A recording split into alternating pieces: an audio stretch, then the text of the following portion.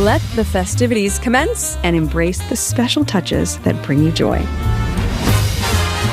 Should we see if this works? One, there we go. 2, 3.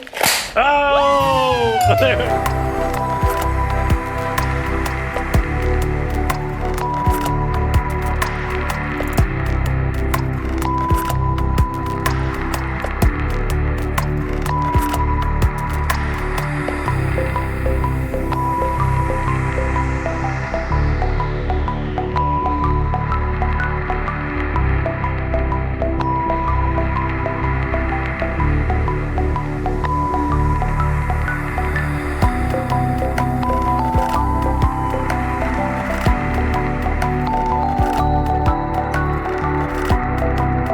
There's been some controversy over a green dress that Meghan Markle put on during this trailer of her new series.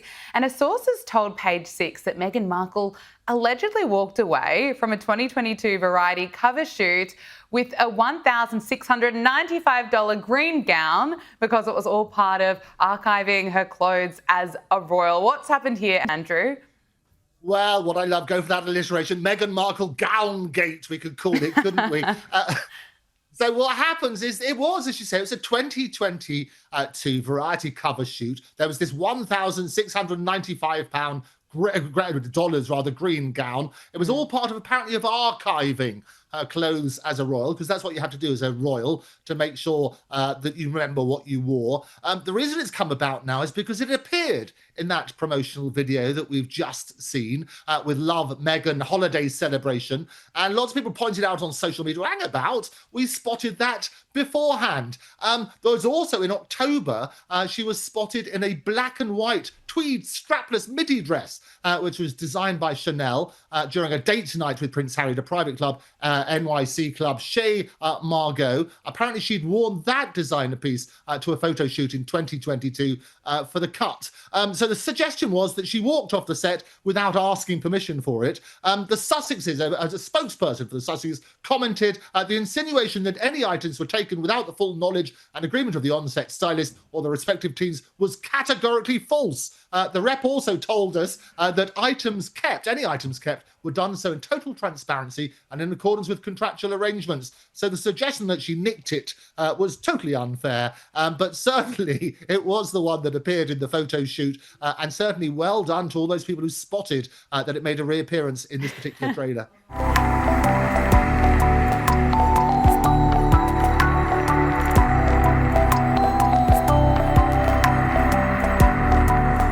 Meghan Markle, because she's released a promo of her upcoming Netflix Christmas special featuring an appearance from her husband. Let's just take a look. Finding time to connect with the people we love. Yeah. Embracing traditions. I like this. There we go. And making new ones. We are now in the Christmas spirit. It's pretty jolly here. Let's go craft. Heyo. It's so pretty. So easy and elegant. It's better the next day and everything turns red. It's so festive.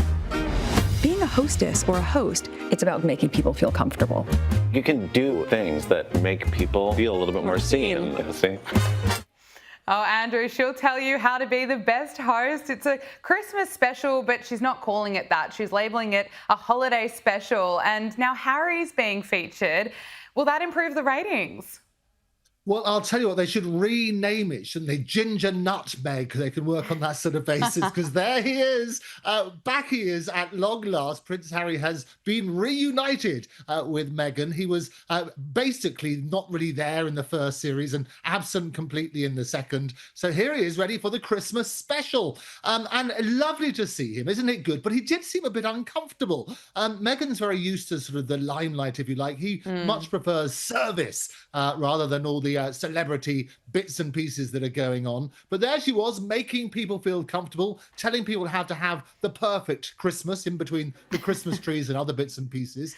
And as we say, Prince Harry's there making his on-screen appearance. That will undoubtedly increase the ratings. And there he was, stirring a bowl. Now, you might remember that back in 2019, he missed out on the 4-generation pudding bowl stirring that Her Majesty, the late Majesty, the Queen had. And they had Prince Charles was there. There was also Prince William and a young Prince George. And this was the pudding preparation that they did, stirring the pudding, which is wonderful. Harry was unfortunately absent for that, but he's certainly going to be there for this particular series. The other interesting thing is the timing when this trailer was released. I was in Paris at the time. I was invited to see a superb concert by Miel de Botton, who was supporting Simply Red, celebrating 40 years. I was in Paris watching this release. What was going on over here is Prince William and Princess Catherine were attending the Royal Variety performance. And surprise, surprise, what a coincidence. That's the moment they chose to drop this trailer. You might remember there's a history of releasing trailers at appropriate moments. And Meghan previously announced that this series of her wonderful Netflix series, which coincided terribly upstaged by Taylor Swift's announcement of her engagement. So the timing of these things is always extraordinary. Oh, it certainly is. Now, Meghan, would you believe it, has been dubbed the Duchess of Delusion after, quote, a deeply uncool move. Now, this is after it's been revealed that Meghan was announced like royalty, even in semi-formal settings. Now, this is revealed in Harper's Bazaar. Andrew, it is absolutely extraordinary. What do you make of this? Well, I never miss an avalanche of alliteration, and the Duchess of Delusional has been destroyed. Meghan's mortifying title tantrum. There you go, throw one of those in. What this is, it was basically, she's been dubbed this, the Duchess of Delusion, and being deeply uncool by a royal commentator. There's lots of those, aren't they? Not as good as on your programme, though. No, absolutely but what not. happened, it was revealed she was going to do this interview for Harper's Bazaar, or rather Bizarre, and its writer Caitlin Greenidge.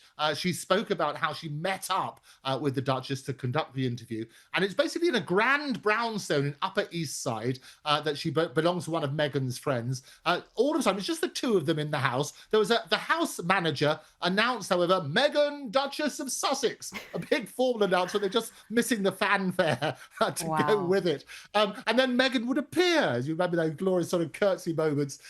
So it was a bit over the top, but she clearly loves those titles. And what happens, one of the Daily Mail's writers, basically Maureen Callahan is her name. She's a regular critic of the Montecito couple, and she called Meghan the Duchess of Delusion, as she said. And I'll read you what she said. She said she was deeply uncool.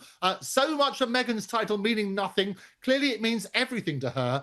The only thing aside from her ever-present victimhood that makes her feel validated, worthy, important. What a ridiculous, empty person she is. How deeply uncool. Well, how sad is that? Poor old Meg.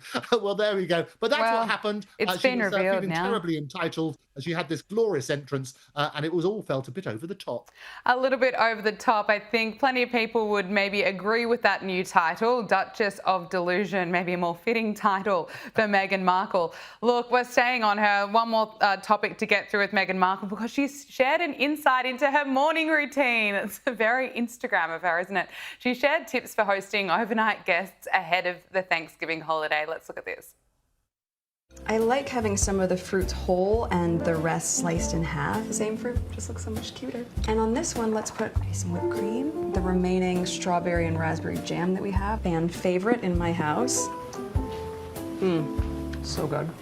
My favorite things for breakfast with the large group is having quiche. So one of two things, if you have just a great quiche, again, grocery store or make it yourselves, you can leave it out if you know people are gonna wake up right around now. Otherwise, I would just write a little note that says, morning, help yourselves, quiche is in the oven, where you're just presenting it in a way that feels a little bit more enticing, and people can wake up in the morning and feel cared for.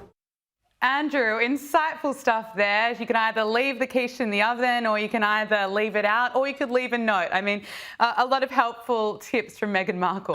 Quiche me quick, absolutely. you gotta do it. I love my quiches warm, fresh out of the oven. It's got to be good. Well, the turkeys gobble and waddle have just received the president's pardon, haven't they? Well, there's a couple of turkeys over in Montecito talking about this sort of stuff.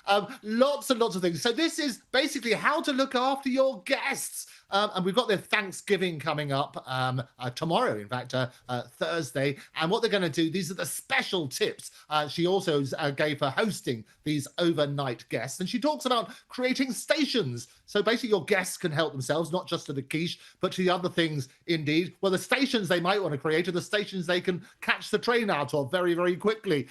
If she gets all that sort of pretentious stuff, she's basically decanted her brand's signature raspberry preserve. It's an infomercial, if you like, because lots of her wonderful products are featured throughout all of this. But one of the wonderful revelations, which I quite liked actually, was the thing about Archie and Lilibet and how they love waffles. And apparently the late Queen's personal waffle maker, she basically gave them. She was asked by Harry what Archie likes for Christmas. And in 2021, it was revealed on the James Corden show that Prince Harry spoke to the late Queen and about a thoughtful present and said that Archie really loves waffles. He would like a waffle maker. So that's what he has. And we saw a wonderful image of some green waffles being made for St. Patrick's Day and so on and so forth. But you can guarantee there's going to be a lot more waffles in this particular series.